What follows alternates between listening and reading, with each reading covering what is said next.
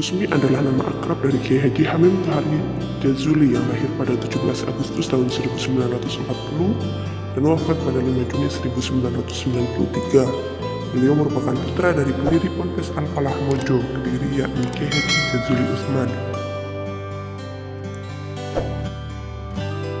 Ia merupakan salah satu tokoh ulama NU dan pejuang Islam yang masyhur.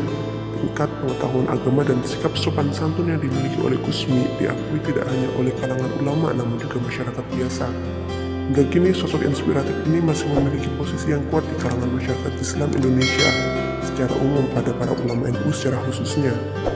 Bagaimanakah perjalanan dakwah Gusmi yang dikenal sebagai Kiai Nyeleneh dan Berkaromah ini? Mengutip buku hikayat Ulama Nusantara, Panutan dan Pejuang Bangsa oleh Ilham Habibur Rahman dan Susilawati, banyak ulama yang percaya bahwa Gusmi sudah memiliki karomah kewalian sejak ia berada di dalam kandungan. Salah satunya adalah Kiai Haji Mubashir Muntir yang kelak akan menjadi sahabat sekaligus guru Gusmi. Selain itu, Kiai Haji Jazuli atau ayah Gusmi juga telah mengenali tanda-tanda kewalian tersebut sejak ia masih kecil. Hal ini diungkapkannya saat beliau akan wafat dan disampaikan ke keluarga dan kiai di sekitarnya pada saat itu bahwa anaknya tersebut memiliki tanda-tanda kewalian. Sejak kecil, Gusmi tumbuh sebagai anak yang pendiam. Ia lebih senang pergi ke pasar untuk melihat para pedagang dari pagi hingga mereka tutup. Beliau juga sangat senang memperhatikan para pemancing di belakang pesantren.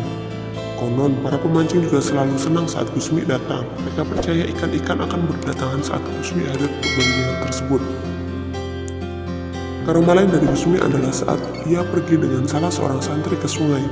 Kemudian beliau hanyut terbawa arus dan santri tersebut pun panik karena tidak dapat menemukan Gusmi. Santri itu berlari menuju ke kediaman ayah Gusmi untuk melaporkan kejadian tersebut. Ketika mendengar kabar tersebut, Kiai Haji Jazuli langsung memerintahkan seluruh santrinya untuk mencari Gusmi. Sesampainya di sungai, mereka menemui Gusmi sedang duduk di tepi sungai dengan kondisi yang kering.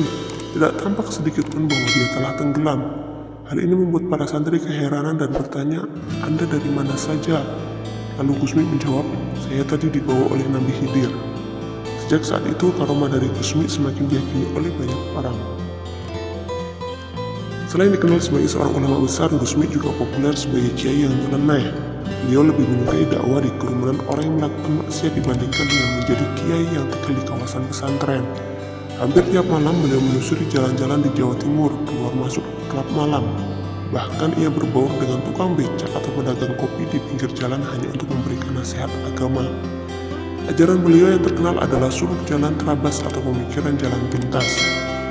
Hal nyeleneh lainnya yang terkenal dari seorang Gusmi adalah cara berpakaian beliau yang berbeda dengan lazimnya kiai pada saat itu. Beliau selalu mengenakan celana jeans, kaos oblong, dan kacamata hitam saat melakukan syiar dari jalan ke jalan.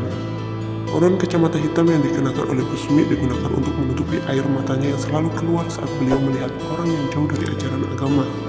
Hal ini menunjukkan bahwa Gusmi adalah seorang tokoh agama yang berhati lembut. Itu juga yang menyebabkan ia banyak dikagumi dan dihormati oleh masyarakat. Meskipun melakukan syiar agama dengan cara yang nyeleneh, tidak lantas mengurangi penghormatan masyarakat kepada beliau dikarenakan keilmuan dan kemuliaan sikap beliau kepada sesama manusia. Selain sukses dengan dakwah anti-mainstreamnya, Gusmi juga berhasil berdakwah melalui majelis dzikir. Gusmi mendirikan majelis dzikir bernama Jam'iyah Dzikrul Ghafilin atau yang terkenal dengan sebutan Jantiko Mantap. Jantiko diambil dari bahasa Jawa yang artinya anti kolir atau dalam bahasa Indonesia dapat diartikan sebagai jamaah anti putus asa dan melakukan maksiat. Meskipun dari segi ekonomi dan pikiran atau ilmuwan lemah atau kurang. Sedangkan Dzikrul Ghafilin sendiri memiliki arti mendekatkan diri kepada Allah dengan cara berzikir. Akan tetapi majelis zikir yang Gusmi dirikan mendapatkan banyak pertentangan dari tokoh-tokoh kiai besar Jawa pada saat itu, sehingga ia harus melakukan pendekatan lebih kepada simpul-simpul kiai NU untuk menjelaskan maksud dan tujuan dari Dzikrul Ghafilin yang didirikannya. Meskipun pada akhirnya tidak semua kiai dapat menerima majelis yang didirikannya, Gusmi berhasil menggandeng beberapa kiai besar untuk ikut menyelenggarakan Dzikrul Ghafilin di tempat atau sekitar pesantren mereka. Menurut Gusmi, hal ini cukup sebagai perwalian syiar Islam di kawasan tersebut. Selain memiliki kontroversi saat mendirikan majelis Dzikrul Ghafilin, Gusmi juga sering mendapatkan kritik dari kiai NU lainnya karena gaya syiar beliau yang dianggap berbeda. Salah satunya adalah Kiai Haji Ahmad Siddiq yang secara lantang menyebutkan bahwa gaya syiar Gusmi tidak sesuai dengan syariat Islam. Akan tetapi pada saat itu Gusmi memilih untuk diam dan tidak memberikan komentar apapun atas pernyataan Kiai Haji Ahmad Siddiq tersebut. Dia tetap fokus dengan cara syiarnya sendiri meskipun menyadari hal itu banyak tidak disukai oleh para Nahdliyah.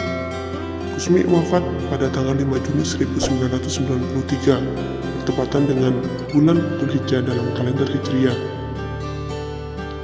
Gusmi mengembuskan nafas terakhir di Rumah Sakit Budi Mulia Surabaya dan meninggalkan seorang istri dan 5 orang anak. Saat kabar kematian beliau tersebar, semua orang langsung berdatangan menuju kediaman beliau untuk ikut menyolatkan dan menguburkannya. Terlepas dari kontroversialnya, ketika Gusmi wafat, banyak ulama mengakui kegigihan beliau dalam melakukan syiar Islam. Wallahu a'lam bishawab.